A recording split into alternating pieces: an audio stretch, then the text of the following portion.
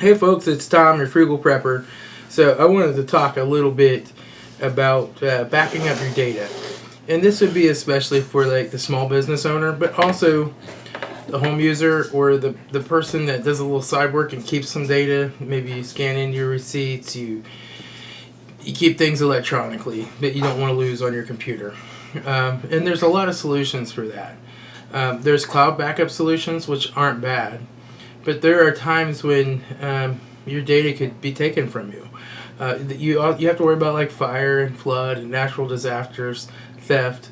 But there is a legal form of theft, and that would be a search warrant. Let's say you have a small business, maybe you even run it out of your home, and you have a problem with taxes, or they suspect that you were fraudulent with your taxes, or you have an employee that did something illegal. They're going to get a warrant. Most judges don't understand technology, so a lot of times these warrants can be pretty open, to where they're just going to come and take everything that's electronic that could store data, and like that, all your data can be gone. It will probably be locked away for years, and oftentimes you'll get strong armed into a tactic of, we'll give you this agreement if you agree to let us keep the equipment. So there's a good possibility that you'll never get it back. So how do you protect yourself from this? Online backups are a good choice, but if they know about them and they're investigating and they don't want you to make any changes, they can take that access away from you as well. So I believe that there's no substitution for having your own copy of your data that you keep offsite. And you want to keep multiples of data offsite in multiple locations. So what I do is I keep my hard drives, I keep everything on a hard drive, right? This goes into my Linux box here behind me where I store all my files. And I just have a bay, but you can use a USB adapter or whatever. I have a bay, I can slide this in the front of the computer, connect it up, and back all my files up to it that I could take and put that off site. I think this is especially important in this day of law enforcement, where warrants are given for like any electronic equipment, and they come and they take it all. They lock it away somewhere in some evidence room. You're not going to be allowed to get to it to try to get your critical data off of it to keep your business running, to keep your employees paid, right, to make a living, because there's a chain of evidence or a chain of custody for that evidence, and you're just not going to get it. So having your own copy is important. Now, when you do this, you want to have some type of encryption on this drive. So a lot of different softwares. I used to love a software called Crypt. I am still of the opinion that that's a very secure program if you can find a copy of it still to download. However, there are other encryption options. I would say try to stay with an open source encryption option. Open source means that people publish the source code for the software. And you might think, well, that would make it less secure. They can see how it works. But it actually makes it more secure. The problem is that companies like Microsoft and Norton and a lot of your big encryption providers that have closed source, they don't ever let anybody see their source code. Not only is it full of bugs that could be discovered and exploited, the feds move in and really push them to give them a backdoor. With open source, they can't put a backdoor in it because the source code's open. And everybody can see the source code. And some hacker in his bedroom is going to look at that source code and be like, wait, they put a backdoor in here. And it's going to get patched and it's going to get fixed. Or if you know about it and they leave it in there, you can remove it from the source code and recompile, right? So those types of strong-on tactics don't work in an open source environment. What I use since I'm on Linux is just the Crypt setup. Was it Crypt D? And I use the Lux encryption. And I won't say what algorithms and stuff I use, but it's a pretty standard process. And if somebody mounts this drive, like plugs it into a regular computer, they're going to see a partition that appears to contain random data. If they happen to be able to guess the hashes and encryption mechanisms that I use, they could then attempt to access the drive, but they're going to need a password. So there is a there is a hash on this drive, and you have to generate a password that would create a matching hash to unlock the data. Now, actually trying to crack that hash in its full form is almost an impossibility. So what they do is like a dictionary attack, where they take a list of known passwords and words and throw that against it, and they keep trying to match the hashes. And then there's also a brute force attack, which is where they just keep incrementing all the letters, numbers, and symbols and try that. Now, you would think that'd take a long time, but really a brute force attack on an 8-character password with an upper, lower number and a symbol could take about 24 hours. So, when you do that, they build a box, all right, that's going to have like 8 video cards in it that are super high, fast processor GPU video cards, and they're going to use the processors on the video cards to do the math computations to try to crack that hash, and it can be fairly fast. However, as you get beyond 8 characters, it takes exponentially longer for every character. So you want a really long password, but one that you can remember.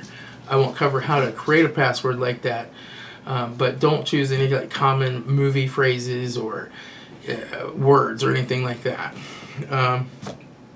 So you want this data to be stored offsite encrypted, so if it does fall into the wrong hands, nobody's going to get to your data. An important thing to think about here, the reason you want encryption is because it gives you the option as to whether you're going to give somebody the password. Like if you wouldn't have to give it to them during, say, there was an investigation by law enforcement. It's covered under your freedom of speech. The court may try to compel you to do it, hold you in contempt if you don't do it. But if you know there could be something incriminating on there, you have the right not to incriminate yourself. So here's how this would work, right? Like they're looking for something you did, like fraud on taxes or something like that, and you didn't do that. But you did download some pirated music files, right? So what the encryption gives you at that point is the ability to say, I'll give you the password, but I need you to specifically say that if you find anything other than this specific thing you're looking for, I'm not liable.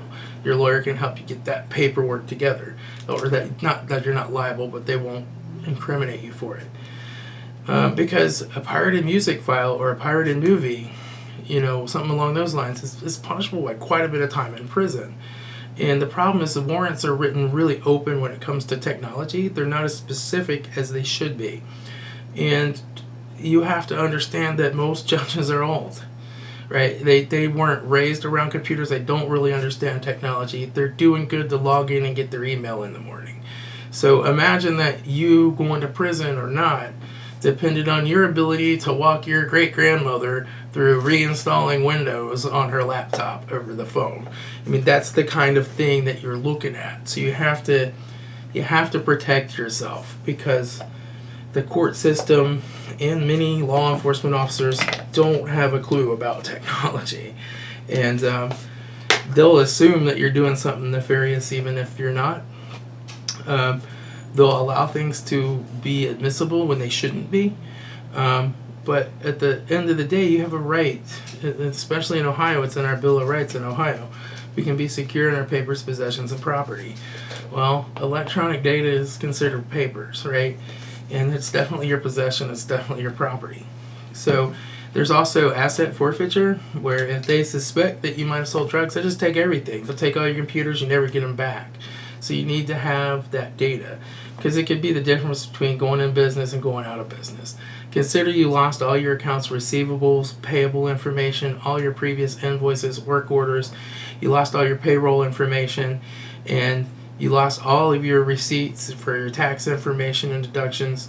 It's just going to destroy you to try to recover from something like that. So always have a copy. Always keep it in multiple places. Don't tell people where you keep it. And it's always good to have multiples, just as a fallback in case one of them gets found or one of them doesn't work when you need to restore.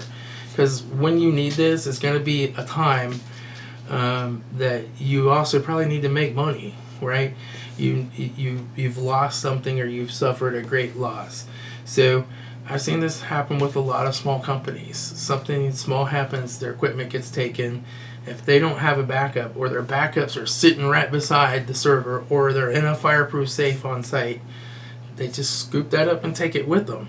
And now you don't have any of your critical information that you need to continue to operate. So just a thought. Like I said, I really appreciate open source. I really like Linux. Linux makes it easy. Building a file server in Linux is pretty easy, but there are options for Windows and things like that too. Just a thought for y'all, some food for thought. I think putting things on the cloud is also good for like a oops, I deleted that file and I need to go back and find it. But it's not necessarily good for all situations.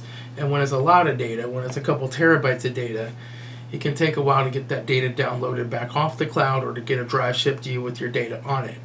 And if you have your own copy as well, you're always covered. And you can get a 2 terabyte hard drive on eBay for less than $40 now. So it's pretty easy, and you can just get an adapter to plug it in your USB port. However you want to connect it up is fine. You could also just buy an external drive that would work as well.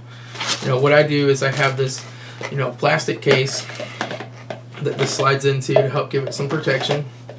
Then I close up my plastic case.